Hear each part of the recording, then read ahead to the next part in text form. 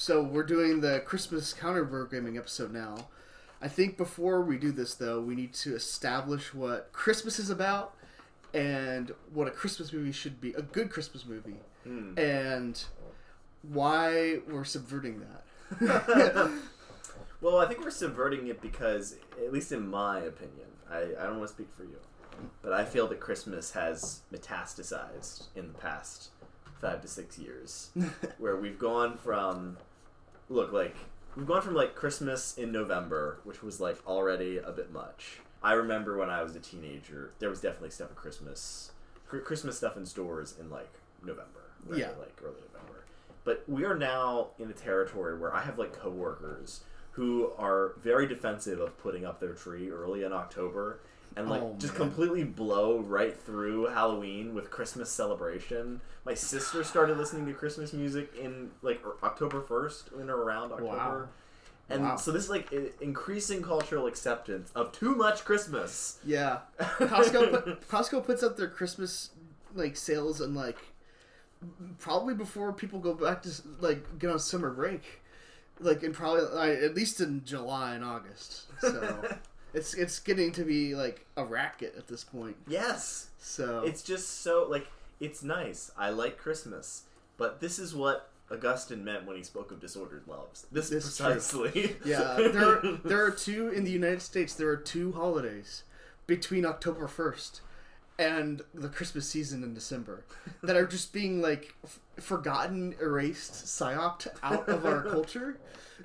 Like what happened to Halloween and Thanksgiving, especially Thanksgiving, which is like the only opportunity to be a glutton and not be judged by your family. So true. So we're trying to correct this by selecting films that technically celebrate the Christmas season. Technically. But also do not overwhelm you with Christmasiness. Yeah. In fact, some of them may actually remove your Christmas spirit. or like possess you with a different spirit. Like a surgeon's scalpel, they just cut out the excess Christmas and exactly. leave you with an appropriate volume. Yeah, there we go. That is the goal. I'm interested to think what makes a good Christmas movie and how are these subverting it? I think Christmas, first of all, is a very visual thing.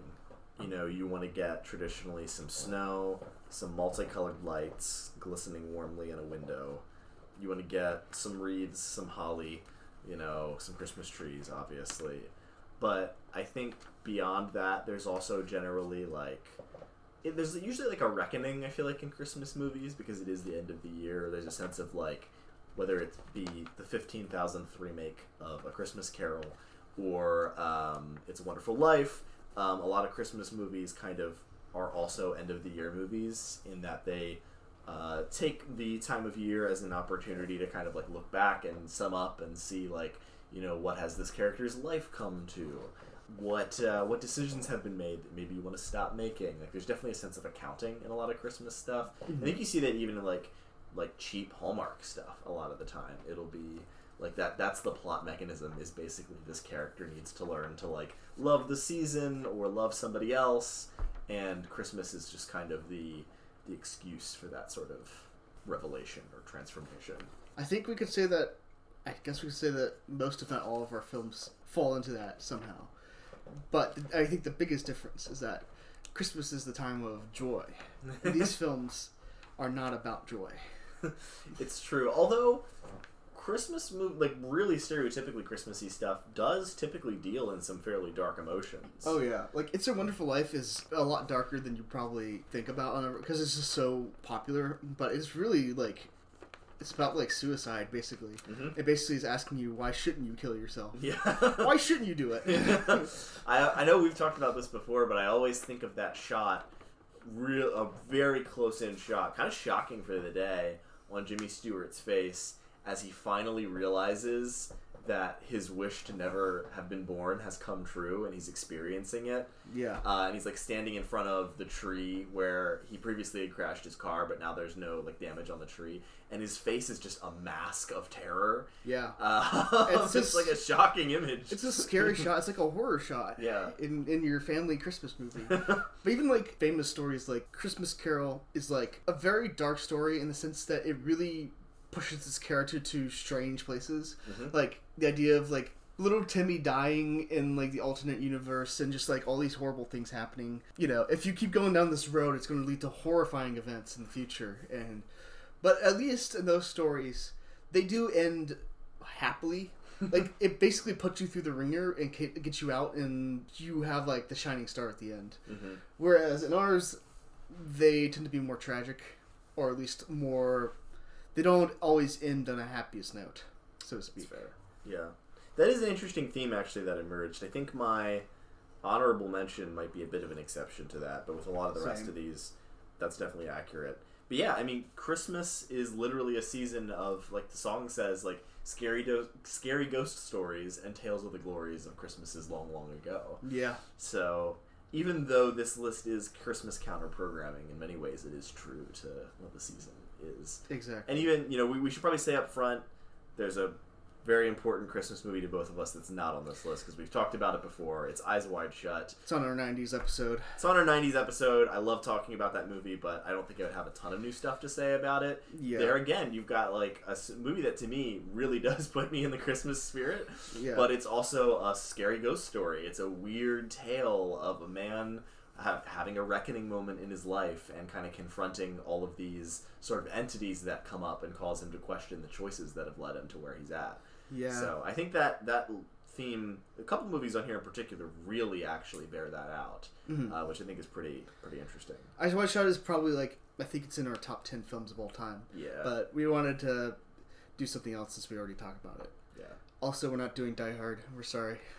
I did watch it last night with some friends, but we're not going to talk about it just because everyone knows about that movie. It's not really counter-programming anymore. No, it's part of the season. It's like the go-to option for the Christmas movie that people don't like calling one. You know, It's like the go-to. So yeah. But yeah, so what's your honorable mention? My honorable mention is Lethal Weapon from 1987, directed by Richard Donner. Nice. So this was my first time watching Lethal Weapon, actually, just a week ago, and I really enjoyed it. I will say it is probably occupies a very similar category to Die Hard in terms of being a Christmas action movie from 80s and 90s. Yeah. But it's just a lot of fun. I don't have a ton of nuanced things to say about it, but I kind of put it in the same category of enjoyment for me as a RoboCop, where it's like, it's more just the schlocky entertainment of it. Usually, it's horror movies that I enjoy in this way, but it kind of actually made me want to start looking for more action movies that I enjoy for their schlocky value. And, like, well-directed at the same time. Like, it's tight, the action is thrilling, Mel Gibson is an insane person throughout the movie, which feels like the right role for him to be playing. But yeah, I definitely feel like I experienced a little bit of a action movie awakening while watching this, where I was just like, this is really fun. I want to find more stuff that makes me feel like this, where it's just like, it's a tight story. It's not really about the story. It's not really about anything particularly transcendent. It is definitely a product, but it's a fun product and one that really holds up. It's like a good fast food meal, you know? It's like, yeah, that was some good McDonald's. Yeah. You know? McDonald's is good.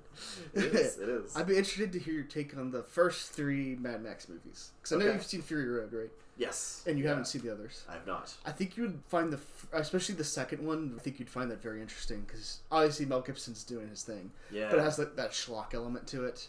I think you'd find it interesting at least. So. I appreciate that recommendation because, as our audience likely knows, we're a couple of degenerate Zoomers. Yeah. And so we don't know anything. My primary experience of Mel Gibson has been as an actual lunatic.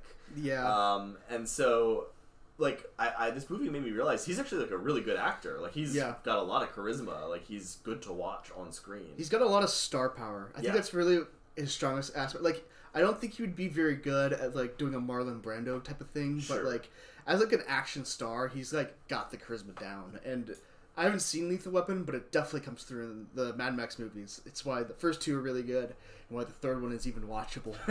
So that's an important distinction because it's not like he's moving you to tears with his. Which, by the way, nuanced depiction of suicide. It's not a nuanced depiction of suicide. But Lethal Weapon is a suicide movie. The character that he plays in that very early on announces to the world that he wants to die. Yeah. It's not that he's bringing tears to your eyes through the portrayal of that character, but he just has magnetism in a way that, like, I think a lot of great second half of the 20th century action movie stars did. Your Harrison Fords, your whoever. It's just like he occupies the screen in a way that is really lends something to the movie that he's in. Definitely. So it definitely made me want to watch. Yeah, I think it's a great recommendation. Maybe a good next step. Go watch some more Mel Gibson action schlock. But yeah, this is. It is not one of those movies that just has a Christmas scene in it and then goes on. I do think that's an important distinction to draw. Yes. There is Christmas decorations throughout this movie. I can't really draw any too deep Christmas themes from it, to be honest with you. Yeah, but I mean, you know, it's got family. It is the classic stereotypical. He's a grizzled old detective who's about ready to retire. He's a young guy who is a loose cannon and drinks too much and wants to die. What will become of the two of these? Such a quirky pair. What lesson will they learn? It's the Odd Couple. Yes, exactly. Yeah. So, I do recommend it. Alright, sounds good. So, my honorable mention is debatably less of an alternate Christmas movie, other than the fact that it has bad reviews. It's Jingle All the Way, which is directed by Brian Levant. I think this is how you pronounce it. But it's really not about Brian Levant. It's really about Arnold Schwarzenegger, who plays the all-American dad who is trying to get into he's trying to be a more active father because he's been kind of a bum by buying his kid the doll, the toy of Act-Man, who is like this superhero. And so he's like running all over the Twin Cities in Minnesota trying to like get the last one basically, but he can't do it because they like run out and he has to like basically fight for this doll. And you have this other guy who's played by Sinbad who is also trying to do the same for his son. So there's like this competition there. What I like about it, one, is that it kind of satirizes consumerism of Christmas in a fairly light way, like not in a super like not in like an insane way, but it does like poke fun at the fact that like everyone's like acting insane to get their Christmas toys on like Christmas Eve or whatever. But I think the real like what really sells this movie for me is that at some point in the either 80s or 90s, the American studios were like, Arnold Schwarzenegger needs to be the all-American everyman. We need to make him into that person. And this film, it doesn't work because one, his accent is very thick, and two, he is like super buff for being a bodybuilder. So it's just kind of like this weird clash of like he's trying so hard to be the all-American everyman, but he also is clearly not that person. And it's just like such a beautiful like clash. It's just like so funny in my opinion. I just think it's so funny that the studios were trying to psyop the country into believing this. So also the kid in this movie is played by the same kid who does Anakin in The Phantom Menace. That's shocking to me. Before his brain was absolutely fried. So before America bullied him into not wanting to be alive. Yeah. Also, as the last thought for this movie, I know this is a hot take, but Act-Man is better than your favorite Avenger. And I'm not going to take any... we're going to move on to the next section, so... Yeah. Consider my pearls clutched. Exactly. Alright, so the first movie we have... We kind of arranged them in terms of most famous to least famous. So the most famous one is Batman Returns from 1992. This is directed by Tim Burton. I actually do have a fair bit of history with this movie, mainly because it was one of the first movies that I realized I wanted to watch that my parents would not let me watch at the time. I was probably like between 10 and 13 or somewhere in there.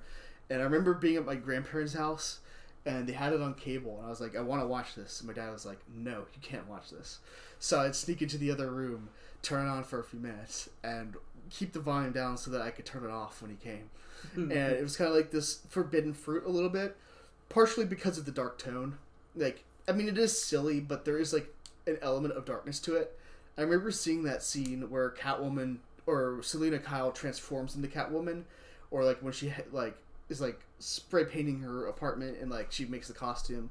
And I remember thinking this was such an extremely dark scene and, like, such a, like, a adult thing. I'm like, wow, I can't believe you would do that. That's so evil. But so there is a bit of like personal like interest in it in that regard, but also I really like how in retrospect this film builds on the themes of the first movie. And I know you haven't seen the first one, right? That's correct. With Jack Nicholson. So there's a specific dynamic between the Batman and the Joker that basically is saying they're two sides of the same coin, or like both of them had a bad day, and now they've transformed into freaks, basically. Although Batman's on the law side and Joker's on the crime side. And this film kind of like taps into that a bit more, where Batman, Penguin, and Catwoman are all outsiders in some way, or they're all like kind of freaks. And it like builds on that tension, because it's like, what really separates these characters? It's mainly just like Batman's being more selfless, whereas the Penguin is putting on that appearance, but is less so like actually he has more sinister motives and stuff. But there's also like the psychological element where all of them had that bad day, or like all of them had like extreme trauma, and now it kind of like motivates them, or it's kind of like what makes them tick in the way they do now. There's that really great scene towards the end where Batman is beating up the Penguin, and the Penguin is like, just be honest.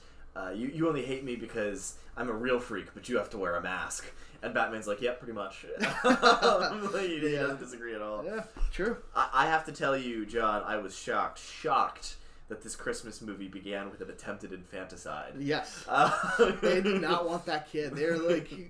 It was basically like Moses in the river, right? Yeah, kind of, yeah. Well, they wait a while. Like, it's implied that he's been around for a few months. Yeah. And then they're finally like, it's Christmas time. We're going to put his little baby bassinet into the Gotham sewer system and let him get eaten by crocodiles or something. Yeah. These are terrible parents. No wonder Penguin turned out the way he did. It's true. Just saying. I think, we were chatting a little bit about this before we started recording, but I really kind of see this movie as like an inverted nativity story, at least for the Penguin, because, you think, at least, this may not be perfectly accurate to the way the nativity is actually described in the Bible, but like popular imagination of the nativity, what is it, right? It's Mary and Joseph, they're poor, they're looking for a place to stay because there's a child that they want to have and are excited about, but the world can't recognize the child's value. At the last moment, they have this lowly place, but the child is still honored by these wise men who come from afar and give him these expensive gifts. Yeah. Well, the Penguin story is like pretty much the exact opposite of that. His parents are really rich. They have an enormous place to stay. They have a child that they don't really want, who they view as a freak. Yeah. And they want to kill him, and they won't sacrifice anything to take care of him. I even sort of think, like, once they put his bassinet into the sewer system and it winds up with the penguins, it's like, instead of being attended by, like, these wise men and kings of the world who bring gifts from afar, it's just these animals that are cast off in a sewer system that kind of, like, welcome him into their community. Yeah. So he's, there you go. Like, the Penguin is like an inverted Jesus figure, basically. And the rest of the movie, I thought it was really interesting. Like, I sort of felt like there were parallels between this and The Dark Knight in a lot of ways, where it's like the Penguin's general message in this is kind of similar to Nolan's Joker's message of, like, just social destruction for its own sake. He's got a gang of, like, circus goons who run around and kind of, like, don't seem to really have a game. Like, for a while he's trying to be elected mayor, but he drops that pretense pretty quickly. It doesn't really work out for him. Yeah. So I don't know if Nolan kind of tried to take inspiration from that, but yeah, I generally I like that about this movie. Like, you can really map it into some Christmassy themes pretty easily. I'm interested to think, how do you think, because this is your first time with the Burton Batman films, how do you feel this compares to Nolan's take? Just as a general, not necessarily The Dark Knight specifically, but like in general, like. Yeah. Well, because I'm generally not a fan of superhero movies, especially what we've had for the last decade or so. And I think I said to you right after I watched this, I was like, man, I didn't know that superhero movies were allowed to be, like, weird. Yeah. Because this is this is much more akin to the kind of horror stuff that we like, and it doesn't really feel similar to Marvel in any way. Definitely not. I think Nolan occupies an interesting, like, third other category, where it's like, Nolan's Batman feels like an authentic blockbuster. He feels like this big screen legend who lives in the same category as like a James Bond in a way that even today's Marvel superheroes don't, because they still feel like sort of trite or like comic booky in a way. Whereas a James Bond is like, oh, there's like, it's just like he's a man. Go to the big screen to see him. Yeah, and that's kind of how I think about Nolan's Batman. This Batman is much more like, I don't know, like smells a little musty, like fetish shop gear Batman. Like this Batman looks rough. He's also a killer. Yes, which is more accurate to some of the original comics. Like when Batman was first like in the 30s and 40s, like he carried a gun, which is so funny. Yeah, but nowadays he has this like rule against killing. But to some degree, like the Burton Batman films were a bit more going back. Like you had Sam Hamm? He was like around for the first one and was on set and stuff. So it was a bit more going back to that. But I do also think like Burton brings a lot of his own. He brings a lot of his own sensibilities to it, especially Batman Returns, because the first Batman is a very normal movie in comparison.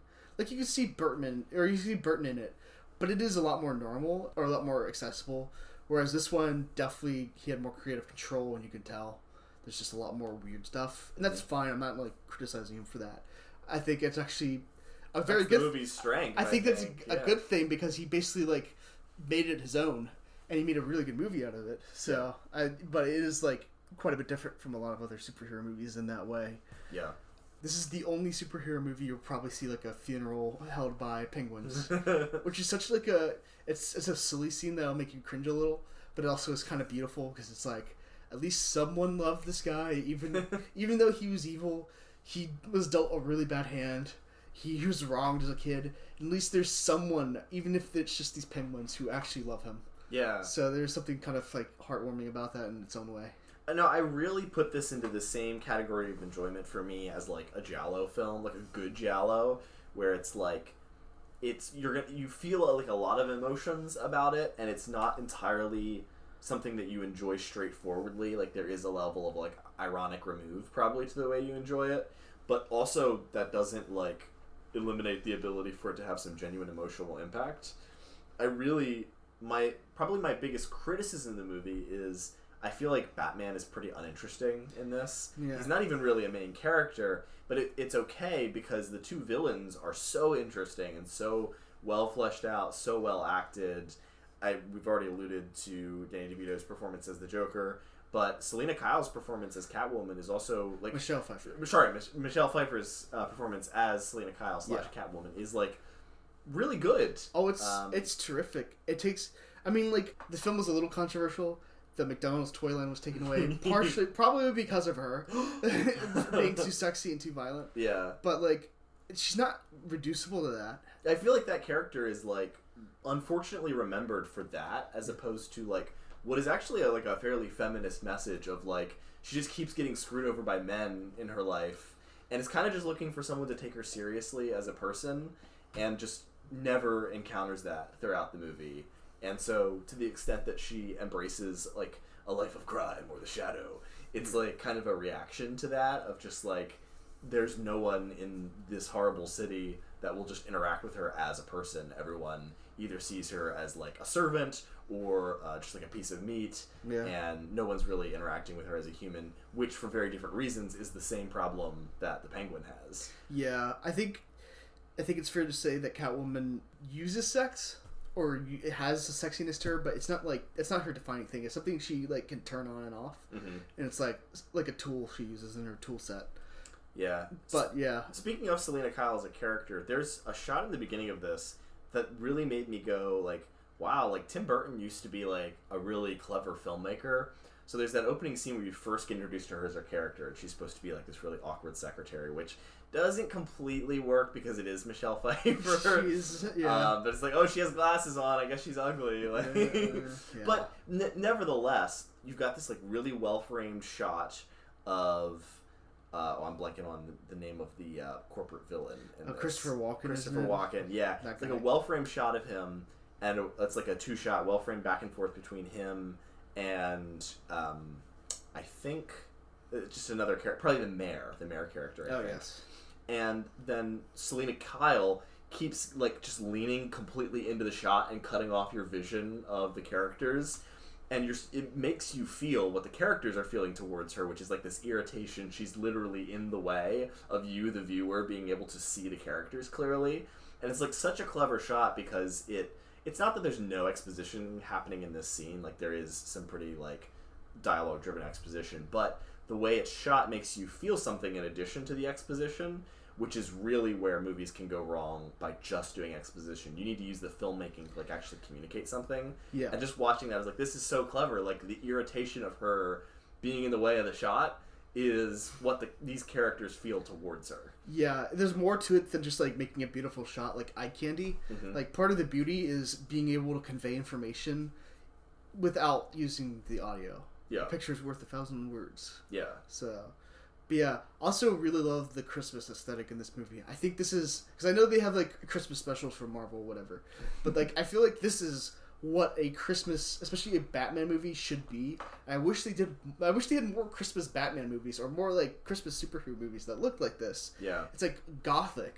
So it has, like, that gothic element that you see in, like, the original one, which is very German expressionist influence.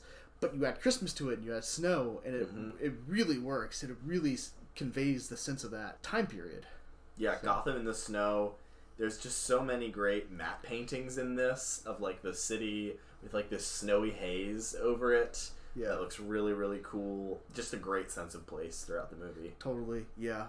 If there's one thing that Burton was good at, it was the art direction. Although it's not all he was good at. Yeah, but. It's like, there's a reason why people keep bringing him up in those conversations. It's like, he was a genius. Yeah. It's so weird what happened to his career. Disney. Disney ruined him, I think. Yeah. Because, like, I'm also... So this is my second Burton I've also seen and talked about before on the podcast, Ed Wood. Yeah. And Ed Wood, if you like this, like, very different setting, obviously. It's in sunny California, but, like... all the things that this does right, Ed Wood does right as well. Yeah. We haven't even tapped into, I think, the ways in which... It goes a little over the top sometimes, but, like, the quippy humor of the movie. Like, the movie is pretty funny at a lot of points. There's a great scene where they first kidnap Max... His name is Max von something. Shreck. Oh, okay. Max von Shreck, I think is his name. Okay, the corporate villain. Yes. And the penguin is like, I believe the word you're looking for is ah. Yeah. And like just that kind of, it's like kind of corny humor, but like it's very leaned into in the movie, and so it works. Very comic booky. Yes. Yeah. Like the same sensibilities make Ed Wood a really great movie as well, and so it's so weird to me that Tim Burton then goes on to make just like the crappiest Alice in Wonderland remake. Yeah, it's not like, like this guy had something in him and he realized it a lot. Like, it's not like this was a bad director at all. So it's very sad. I also know he apparently never really liked comic books as a kid. He said that I think like the only Batman one he ever read was The Killing Joke. So he was not really into comic books, but I think he really does a good job of selling the comic bookiness of the story. Yeah. Of someone who didn't really like comic books, he did a pretty good job with this in that regard. So, yeah, I was not a comic book person either, but me neither, really. They were kind of my forbidden fruit a little bit in that I don't think I was actually forbidden to read comic books, but it just was like my parents didn't really know what they were, and so it felt like weird. But I would go to the library and just look at like they had like a Marvel encyclopedia there that I would just like flip through by myself in the library, and like the 80s comic books were weird, man. They were like horny and like horrifying and strange. Definitely. And I really think Batman Returns captures that way better than anything else I've seen in terms of comic book movies. I still love the Nolan movies, and I like them for what they are. I think it's really cool how different they are from these in terms of their aesthetic and their tone. Agreed. And it's nice because Batman has been remade a ton of times, and I'm kind of over it, but I do like that both of these exist. I think they're different enough that it's like I'm glad that both the Burton and the Nolan versions are out there because they're both cool. No, I agree. Yeah, I read a few comics, mainly Indiana Jones because that was my guy, and they were definitely extremely violent and a little horny. But yeah, so I think Burton. If there's one thing I can compliment about him, this definitely feels like both a perfect marriage between the comic book and him. Yeah. Cool. Well, our next film is also one that I had not seen before. It is Walken, Fright from 1971, Directed by Ted Kochev, is that how you say his last name? Yeah, Kochev or whatever. Kochev, He's interestingly, this was one of 2 movies from the 1970s, 1971, that are like the Australian like foundational movies, both of whom were made by non-Australians. This one, Ted was a Canadian, so. Is the other one Picnic and Hanging Rock? No, the other one was Walkabout, and it was directed by Nicholas Roeg, who is British. So, introduce us to Waken Fright. Yeah, so Waken Fright is... Well, here's what I'll say about Waken Fright. So, let's briefly move to a different 70s movie, Texas Chainsaw Massacre. Somewhat infamously, Guillermo del Toro saw this movie, and it made him give up eating meat for about 6 months, because it was just so compellingly anti-cruelty that he just felt like he just couldn't eat meat for a while. It grossed him out too much. Waken Fright will do that for you for alcohol. Yeah. Waken Fright will make you feel like you never ever want to touch a drop of beer ever again. Because boy, does this movie make drinking look like a bad idea. Yeah. There's a line where Donald Pleasence's in this, and there's a line where he says, "Yeah, I'm an alcoholic, but it's hardly noticeable here." It is also the most negative depiction of Australia imaginable. Very negative. I cannot imagine any Australian would unironically think this is great. Maybe they would. But... I do know a guy who does. Okay. But it also has been a while since this came out, like over 50 years. And to be fair, although there are a lot of things that are very Australian about this, at least aesthetically. I mean, it's shot there. It looks like it's Australia. They butcher kangaroos. Yeah. It really, what is good about this movie could be taking place almost anywhere that's isolated and a frontier. Yeah. It's not actually so much a comment on Australia as it is about isolation and the frontier and how that impacts people psychologically and emotionally and where it can kind of take them.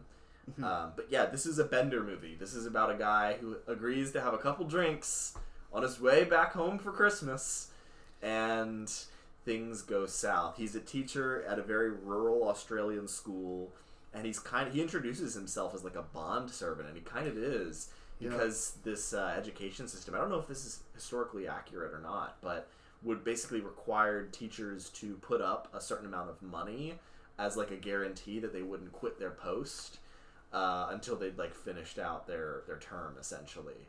So he's trapped in this extremely rural Australian backwater. We only ever see like 2 buildings of it. Yeah, I don't know where any of these kids live. It's like these 2 buildings, this railroad that goes between them, and like a platform. That's it. That is essentially it. There's nothing in sight anywhere near. Yes.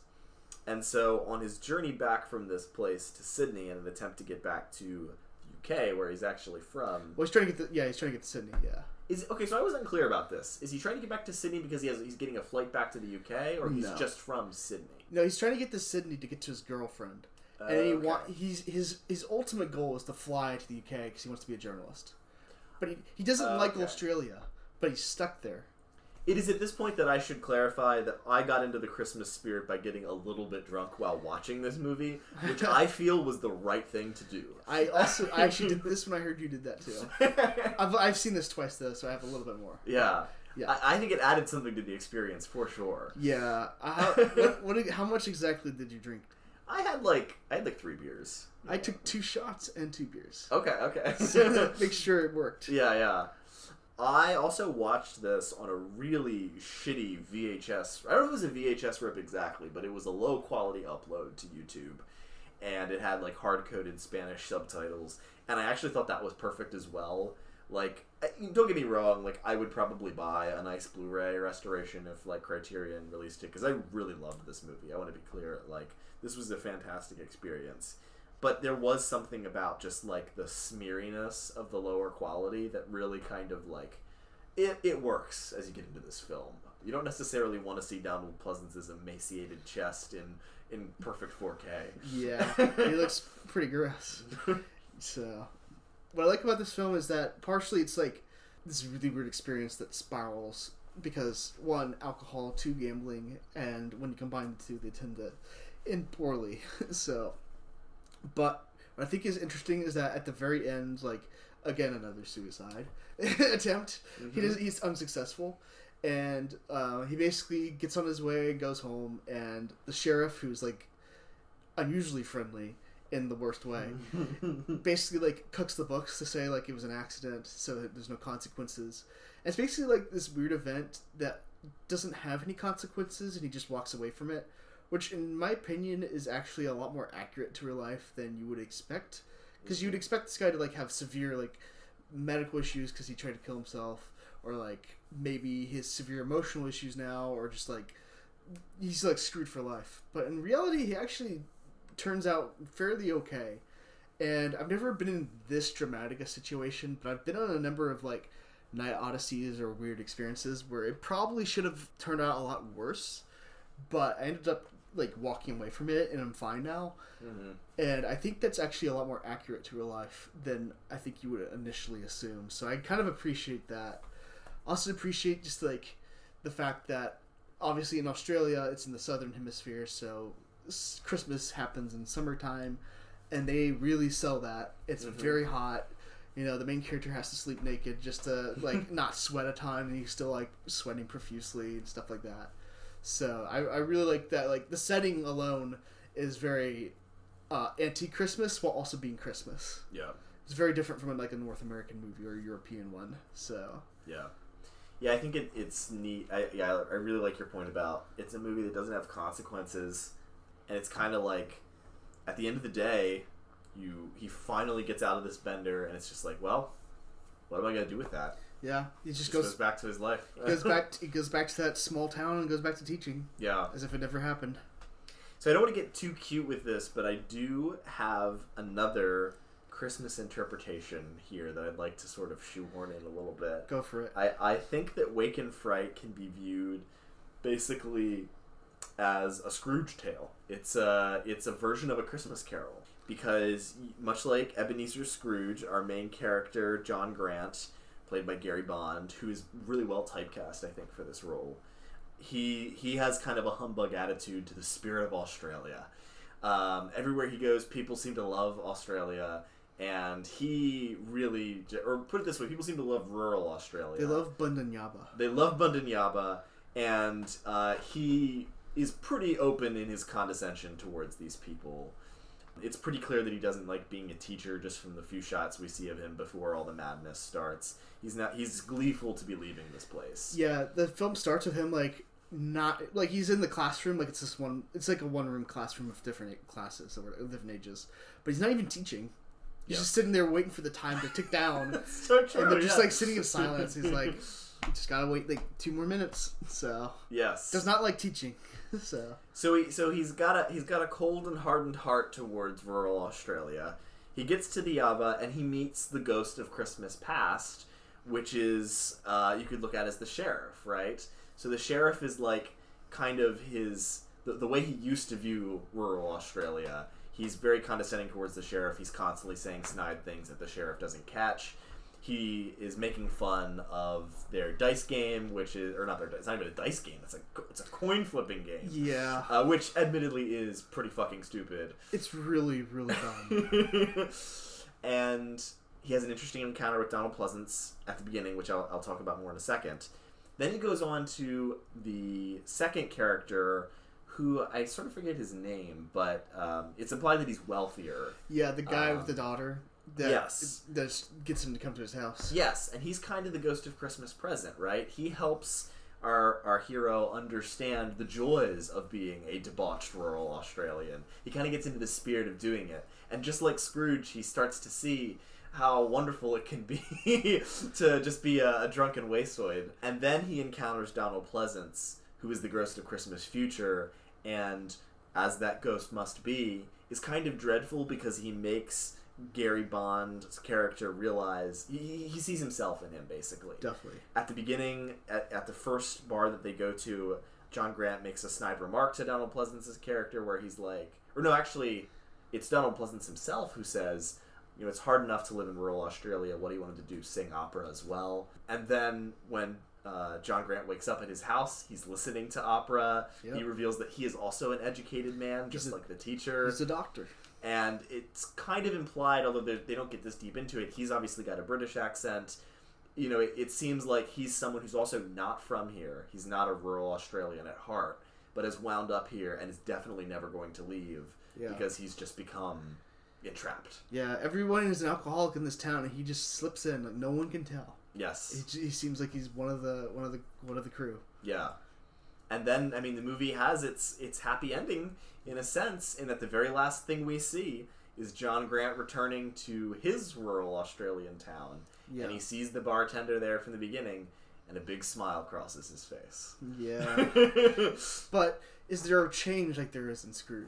Well, I think so. I think that last shot implies that he is an Australian now too. That's fair. He has come to accept the alcoholism and degeneracy that is apparently inherent in living in rural Australia. Yeah. Which, although that's probably not very fair to rural Australians, the broader point of just this existential sense of the frontier and there's nothing, it's someone going from looking down on people who kind of live in that condition to accepting and internalizing that. Becoming one of them. Yes, yeah.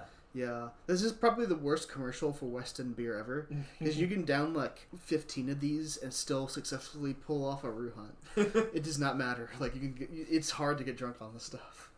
So. Which we should probably briefly talk about the controversy over that scene. Because I think it's really interesting. Yeah, so there's footage of there's a scene where they go on a kangaroo hunt and they had actual hunters shooting kangaroo, and you get to see them actually get shot in the movie. Yeah. And this was very controversial, especially in the UK and Australia. Especially in the UK, where I think it was banned or not shown for a while because of those scenes.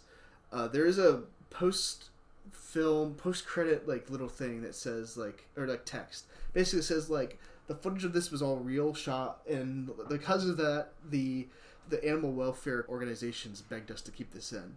I think it kind of goes to show the director was not actively trying to get these scenes made in a sense. It was basically a thing where these hunters would always come in and go out of town and do this anyway, and he's basically filming it like a documentary, and so he's kind of shining a light on this. It's sort of like complaining about 40 Days at Mariupol showing genocide. It's kind of it's a documentary. It's trying to document this, why would you complain about that? Yeah. I mean, this is in the context of a fictional film, but I still think the principle holds.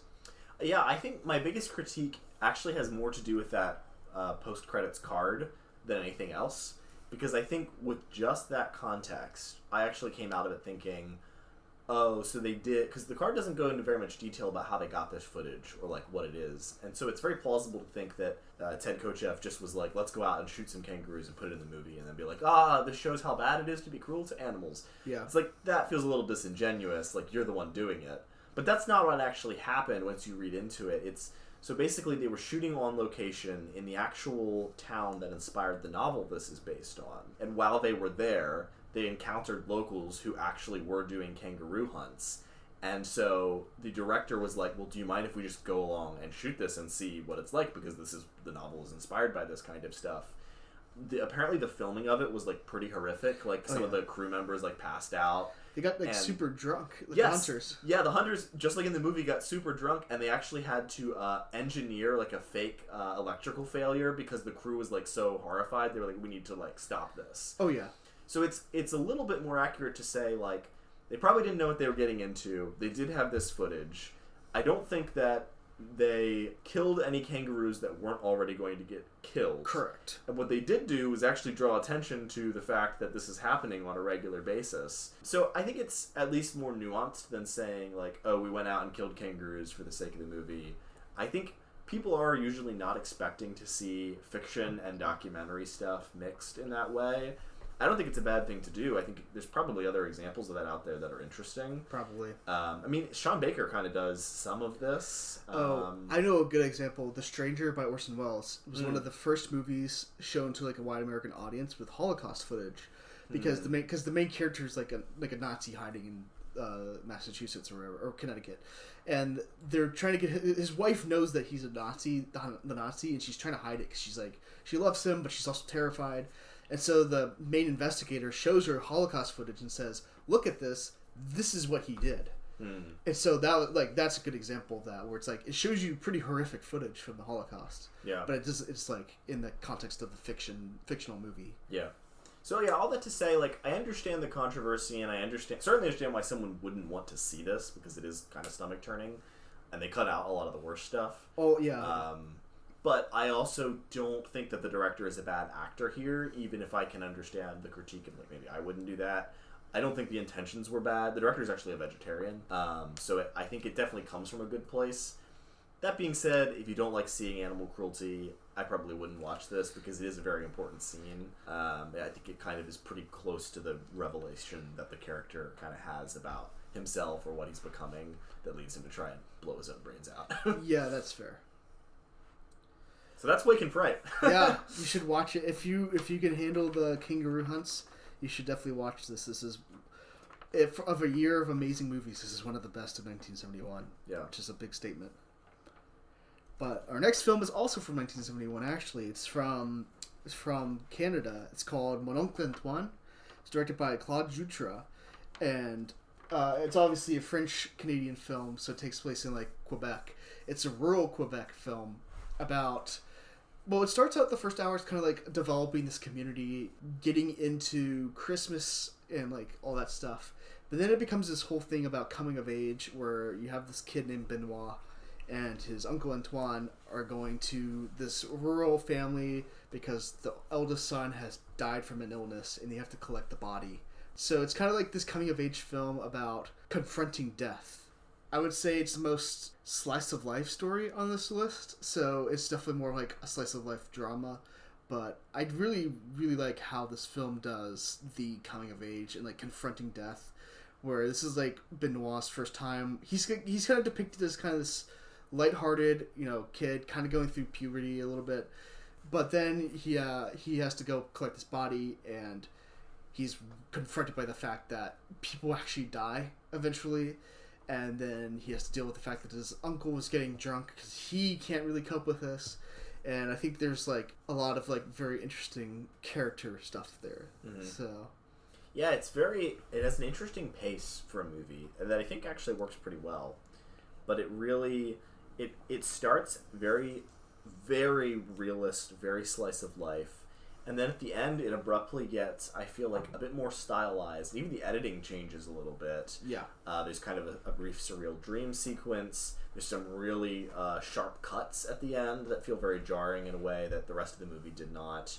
And I think it works because it's really trying to signal just like a rupture or a break that people experience when they start to come of age. The difference between the sense of, like, time as timeless that you have for most of the beginning of the movie, where it's just these warm, fuzzy impressions. They're very cozy and pleasant, and those of us who are fortunate probably remember our childhoods in that way. And then there is this rupture where all of a sudden these hints of, like, sex and death that you've been experiencing as you start to experience puberty just come bursting onto the scene all at once. The other thing that you didn't mention, he sees his aunt cheating with one of his coworkers, and so really a bunch of illusions get ripped away. He even begins to see the consequences of his own actions, which I think is really interesting, in that they lose the body. It's partially his fault because he was being kind of reckless with the sled, and so he gets to even learn not just that, like, hey, death is real, not everyone lives up to the sexual mores that they direct at you, but also, like, the things that I do have negative impacts on other people, and it matters if I'm just, like, being a jerk off and, like, driving like crazy on this sled, and then you get the final shot of the movie, which we could explain. But yeah, it's just really interesting. I think the pacing of, like, the first 2/3 very bucolic, calming, last third not a panic attack exactly, but, like, kind of stressful and unpleasant. It ends on a very sour note. Yeah, I remember there's a very distinct moment in the movie where they get to the house, like, they travel through the snow and they get to this house, and they're like, the mother of the dead kid is giving the food, and she looks horrifically depressed for obvious reasons, but also, like, the uncle Antoine is, like, just shoveling food down his mouth, and there's, like, this POV shot from Benoit's perspective of him watching his uncle just, like, shovel food down, like, this gross, like, eating. It's just kind of like, this is really disgusting, especially in the context of the fact that a dead body of this boy is in the next room, and we're supposed to, like, deal with that, and then like the whole other family is like the rest of the family is like super depressed for obvious reasons.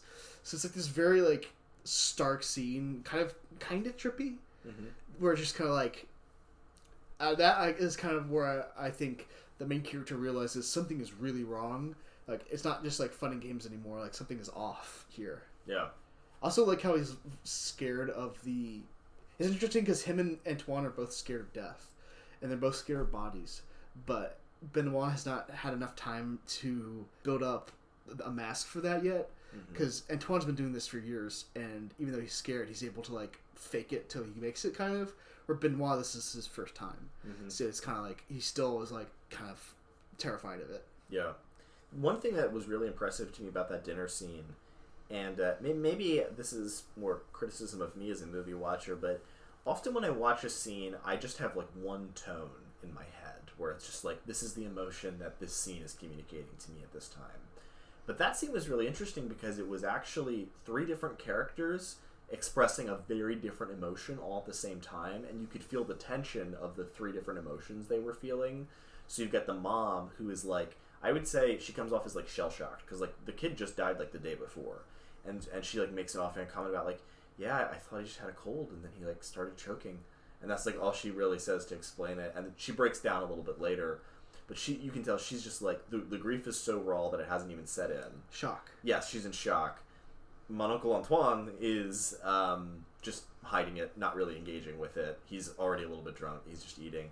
Yeah. And then Benoit is like kind of the audience in this scene, the audience self-insert. And he's like, this is horrific. Like, because you almost get the sense at first, it's like, man, is the mom like checked out here too? And then you realize that she's in shock because you see her crying afterwards.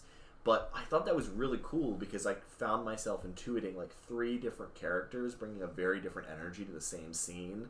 And the tension comes from them all acting something really different. And I can't think of another movie where I've seen that, actually, where it's like 3 really distinct separate emotions all being portrayed at the same time, and you're forced to like live in the tension of that, which is how the real world feels a lot of the time. Yeah. It also reminds me a little bit, kind of like being like Benoit in relation to his, like in relation to Antoine, like that, like seeing an older person cope with it in such a different way. So I remember once I went to this funeral for like a kid who was like 13, and then afterwards we went to the theater like the same day to watch a movie. I remember thinking, this is a little strange in my opinion. It was like, just because it was like the difference between like you go to this like this funeral for this like tragic death, and then you go to the movie and then just like spend a couple hours just like doing this frivolous thing. It's always just kind of like, this is a weird way to cope with it. I remember talking with some other people being like, yeah, that's just, I mean, life goes on. It is what it is. But it is very, like, I definitely understand that tension, or like that, like, not really sure if you should move on that quickly. Yeah. So. Yeah, I remember when the first death that I experienced was my grandpa passing, and I remember feeling something very similar. As probably about Benoit's age, where it was sort of like, I don't know, like, just like, the thing you feel most of all is like confusion more than anything else. Not like, what is death, because I was old enough to understand that as a concept, but more like, what am I supposed to do here? Like, I'm definitely uncomfortable and a little, like, everyone seems to be dealing with it in a way that doesn't seem to make sense, really. And so I like how the movie really shows that in a way that felt very true to life. I wonder if that's like an American thing, or like, I guess Canadian in that case too. Because I remember we had a friend from Uganda in college, and he said like, when someone dies, it's like the whole community stops and grieves. Whereas in America, life goes on. Yeah. So I wonder if Canada, I guess like Quebec would be similar. I don't know. Yeah. Another, very related scene that kind of foreshadows things.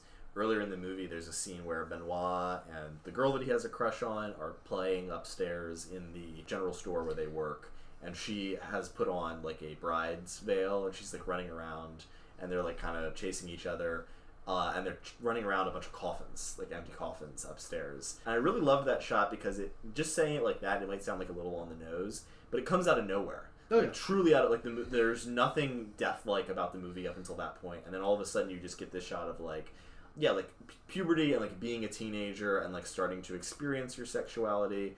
And then just, like, almost literally unacknowledged by the characters, like, lurking right behind that is the reality of, like, yeah, this is, Yeah. Life is starting, but in another sense, it's already almost over because it's so short. Yeah, that's true. It is interesting because the funeral thing is like another like the coffins is a service that this like shop provides, and I assume like they probably like running around those coffins pretty often just because it's just an attic, you know.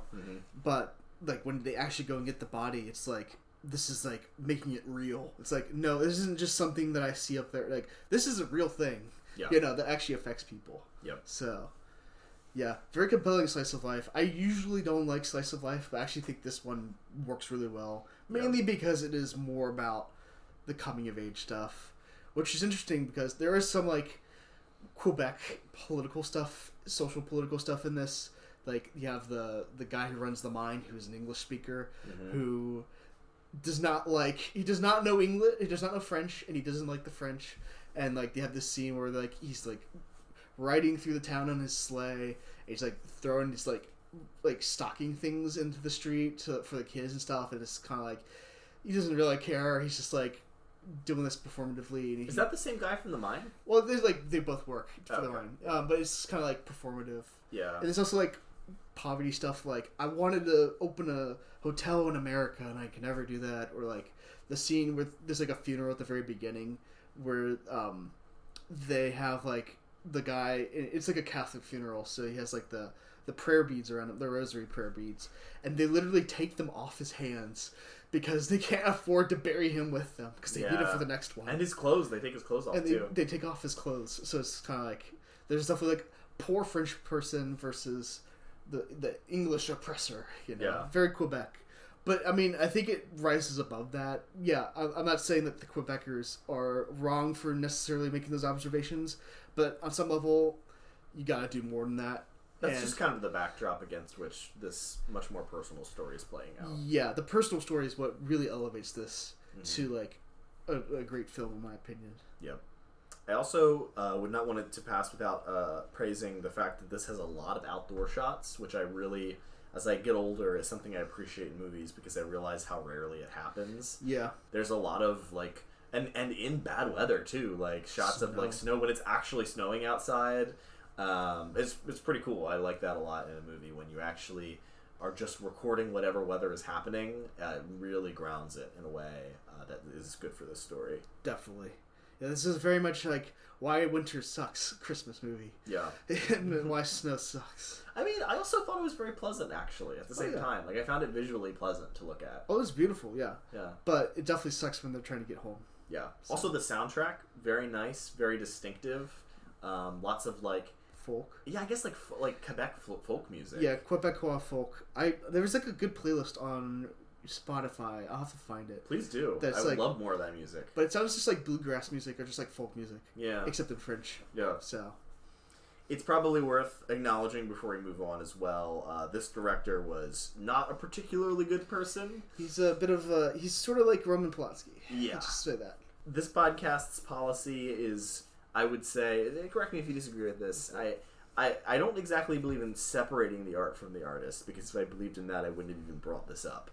I think you should understand the art in the context of the artist, but I think it is also true that great art is made by bad people. Yeah. And it is more accurate to life to acknowledge that and wrestle with that than it is to simply refuse to engage with great art that is made by bad people, or pretend that the bad people that made it weren't bad. I think you have to do both. Yeah, I agree. I think that's the correct opinion. Well, on to our next film. A bit less of a serious movie, I would say. Yeah. Not unserious, but less serious. Silent Night, Bloody Night of 1972, directed by Theodore Gershuni. I think so. Also known as Death House. Also known as Night of the Dark Full Moon. Yeah, as 3 names, and one of those might be the one you know it by. And none of them are memorable. No. Like, Silent Night, Bloody Night sounds a lot like Silent Night, Deadly Night. Death House sounds like a million slasher movies. Yeah. Night of the Dark Full Moon, my eyes rolled back into my head at of. Like, I'd already forgotten the title. Like, what is that? I've definitely mistaken this. I've mistakenly said Silent Night, Deadly Night, trying to say the title of this movie before, because it's like, even though this one came first, Silent Night, Deadly Night is the one. You know, it's just too late. So. It's as if there is a veil of obscurity over this movie. I'm not the only one that knows about it, because I found out about it from Jay from Red Letter Media in one of their videos, that he made an allusion to this. They put the poster up on the screen, and I said, that looks interesting. Yeah. And I went and tracked it down and watched it. But, like, it's just, like...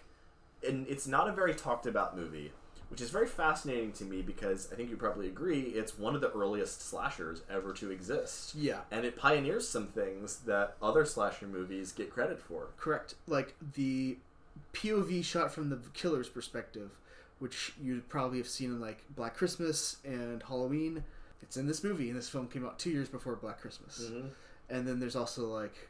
I mean, it's a Christmas horror slasher, too, so there's that. They have, like, the psycho killer on the phone, which is... You obviously hear that in Black Christmas. Mm-hmm. So there's definitely a lot, like, this film does before a lot of the other ones do. Yes. And yet the name Theodore Gershuni is not on the lips of every horror fan in America. No. Unfortunately not for him. I'm very curious for your reactions to this movie, because I've seen this before. This was my recommendation. I did not rewatch it for the podcast, and so I'm very curious how it landed with you, because as we've talked about, I think I have sort of a biased take on this, where I just like it because I didn't find it purely through my own elbow grease. I parasited off of a well-known YouTuber, but like it was one of the first movies I found that like no one I knew about, and it's just like, this is like a neat, different kind of thing. It's like it's a little bit of an odd movie. It's a little bit different than what you might get from a Christmas slasher today, and so I just kind of like it because it's odd. It's just like a different thing. But I'm curious for your coming to it, kind of knowing that I had that context. What was your blank slate experience with Silent Night, Bloody Night? Yeah, I liked it. I think it's a little slow. Mm-hmm. I think that's the main criticism I have of it. And normally, for me at least, usually the first watch is the worst, where it's like, usually it goes slower, and then the next, now that I know what it is, or what's in it, it goes faster. So maybe that'll change on rewatch. But I did think it was a little too slow, especially when you get to like the flashback at the end. Mm-hmm. That said, I really like the sense of community, which there's not that many characters in this movie. Mm-hmm. Like, he goes, like, at the very beginning, the lawyer guy goes to this, like, town hall thing, or, like, this meeting room, and there's, like, 4 people there, and that's most of the town that you actually meet. But for some reason, that is enough to, like, really sell this community. I don't know why. But whatever the director did, like, that location and those characters gave me this impression of a greater wealth of people in this town. And I really like that. Like, all of the characters are very distinct. Mm-hmm. Like, you have the lady who works at the telephone. You have the mayor. You have the sheriff. You have the guy who rings the bell because he can't talk. Sort of like the guy from Breaking Bad a little bit. Yeah. And all of them, I guess spoilers, all of them die in horrific ways.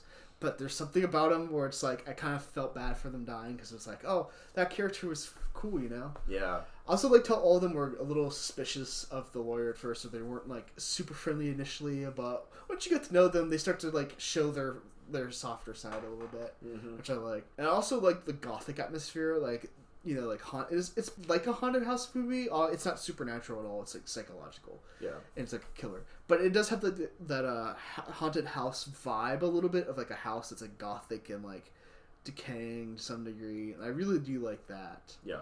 So I think those two elements, besides it being kind of slow, I think those two elements really worked in its favor. So yeah. What did you think of the big reveal at the end? I was kind of like, I feel like it made sense. Like, I liked the story in the flashback. Besides the pacing, I really liked the story of it. But it made sense that he was like the father, right? Mm-hmm. So my understanding is that the townspeople are the escaped inmates. Oh, really? Yeah. Oh, that's interesting. I didn't even register that. I need to... I've seen it twice. I need to, like, probably confirm that, because it is not exposited as clearly as it could be. That's actually really fun. That's actually really cool, actually. So that's why they are so, like, tight-knit and suspicious of outsiders, is because they were, like, locked up in this horrifying asylum of, like, nightmares. That makes a lot more sense. That actually is really cool. Yeah, and so they killed the people that were there. They kind of deserved it. Yeah. And so now that's like the horrible secret that they live with is like, we massacred the people that live here. We don't really want you poking around here. Yeah. Not because we mean you any harm. And we know the danger of this other crazy person that's come back. Nevertheless, please go away. Like, we just want to live out our lives in peace. That makes a lot more sense. That actually, I would like to rewatch this film now. I think that they don't do a good job of making clear that that's what's going on, especially because they look pretty messed up in the old footage, and then they're like kind of normal. They're just like old people when you encounter them later on, except for the bell guy. Like everyone else doesn't really seem like they're that messed up. Yeah. Whereas the old footage kind of implies that they had really serious disabilities. Yeah. But that is my understanding of what's supposed to be happening. Okay, I'll have to watch. If I watch it again, I'll keep an eye out for like if there's like a dialogue line or something. Yeah. I also watched this on Tubi, which I love Tubi, but the ad I was watching on the TV, and the ads kind of broke up the flow. Usually it doesn't for me, but this time it maybe was not the wisest to do that. It is kind of a quieter movie, and so then you suddenly get a Febreze commercial, and it's like, whoa. Like some political ad, like vote for a Spaniard or whatever. Yeah. But yeah, that actually really improves the story for me. I have to watch it again. I don't really have a ton to add other than just to say I do like the sepia tone of the flashbacks. Yeah. It kind of gives me... You ever see like the old like Doggerah type photos and get like a creepy feeling? A little. Not of like ghosts and goblins sort of thing, but like just a sense that the past was like kind of a brutal place. You know, you see people and there's just something in their faces where you're like, you've seen some shit. Yeah. You know, the old the sepia toned part of this for whatever reason gives me that same feeling in a good way, where it's sort of like, ooh, there was some bad stuff going on in the past. Yeah, it actually just feel like a legit old photo. So it definitely sells that very well. It's very similar. But yeah, Silent Night, Bloody Night, not like the most substantive thing you've ever seen, but if you want a quirky, weird Christmas slasher that very few people have heard of, I think it's still under 5,000 logs on Letterboxd. Something like that. Go check it out. Yeah, this is a good underrated Christmas slasher. So if you watch Black Christmas every year like I do, if you see like Silent Night, Deadly Night, and don't want to go through that again, and you just want if you don't like Terrifier for whatever reason, you can come to this. This is like the underrated one. Yeah. And our last film is actually technically a Christmas slasher as well, although it's much more supernatural. Mm-hmm. This is another one that you found out about from Jay from Red Letter Media, because they did a video on it. It's called Blood Beat. It's the director's name. I'm going to butcher it. So, Fabrice Zeffiratos. I guess about right, yeah. And it came out in 1983. Technically, this is a straight-to-video movie, I think, or straight-to-VHS or something, but... whatever. Like I don't really care that much personally. It is a fairly low budget film, and you can tell, but the director still has some competence. Like we'll get into that in a bit more. But it's kind of like it's a film about this family that's all Christmas in their home in rural Wisconsin, and the son is bringing back his girlfriend, and the mom and the girlfriend do not like each other. Because they're both like psychic in their own way. And they can tell there's something wrong with the other person, and then there's this samurai suit that comes to life. That's just in the house that comes to life and starts murdering people throughout the. It's not really a town. It's like this area, but like other people in the area. So it's kind of like this weird. It's like this weird thing. Apparently they found the suit of armor in Chicago, like. Antique store, and they just incorporated it into the movie, which I think is kind of interesting. Yeah. So it's definitely weird. It's got the weird element down, but I think what I like the most about it, even though like the audio is really bad in this movie, like the audio, it's not good, and they couldn't really fix it. Unfortunate.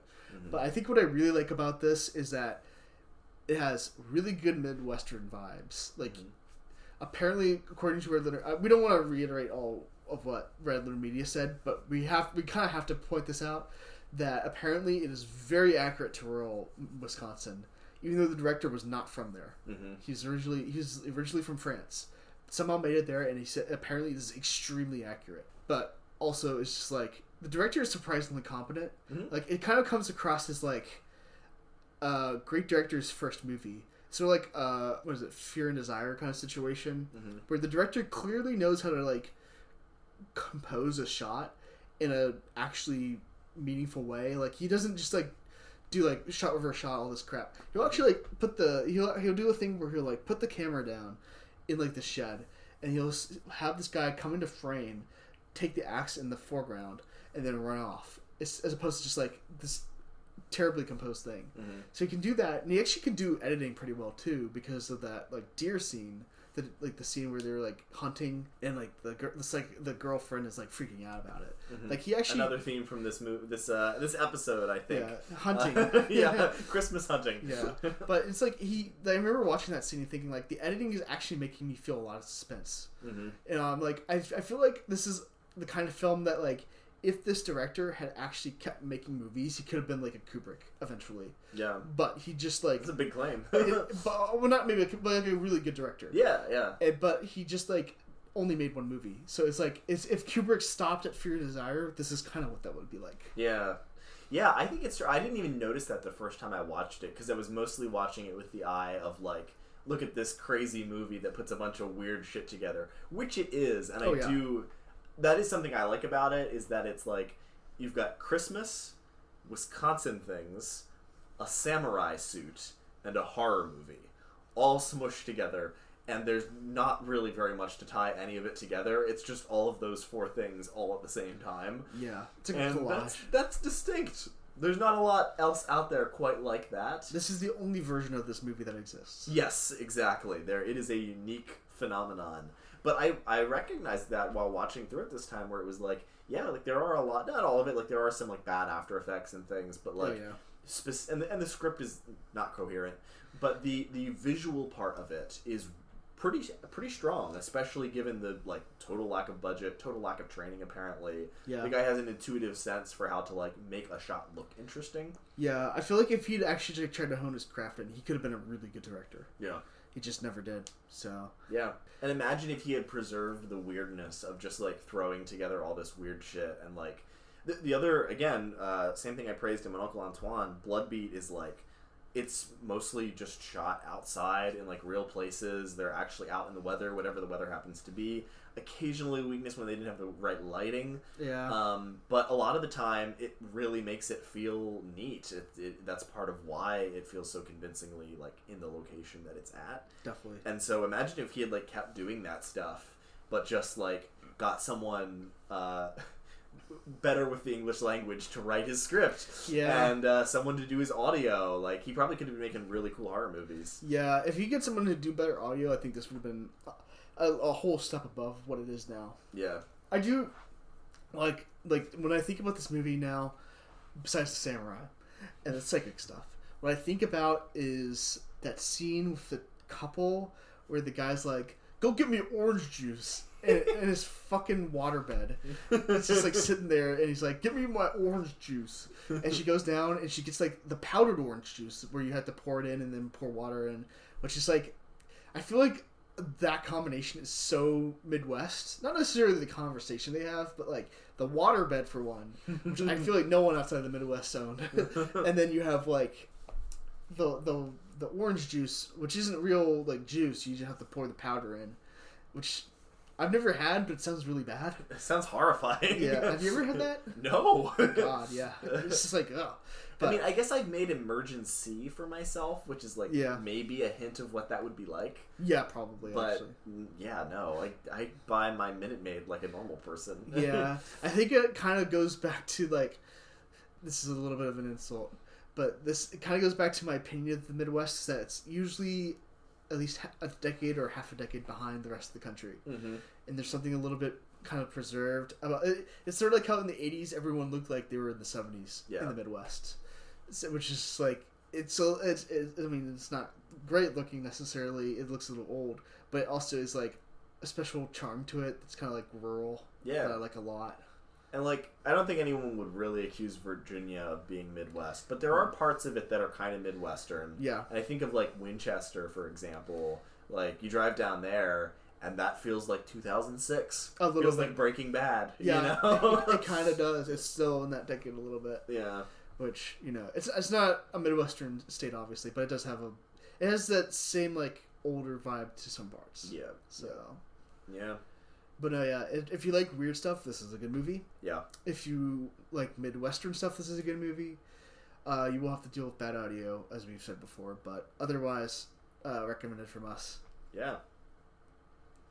All right, I think that's it. So I think so. Have a Merry Christmas and a Happy New Year. Try not to kill yourself like any of the characters in these movies. Yeah, if you hunt, make sure to kill on the first shot. And record it and put it in a movie. Exactly, so that you can morally forgive yourself. Yes.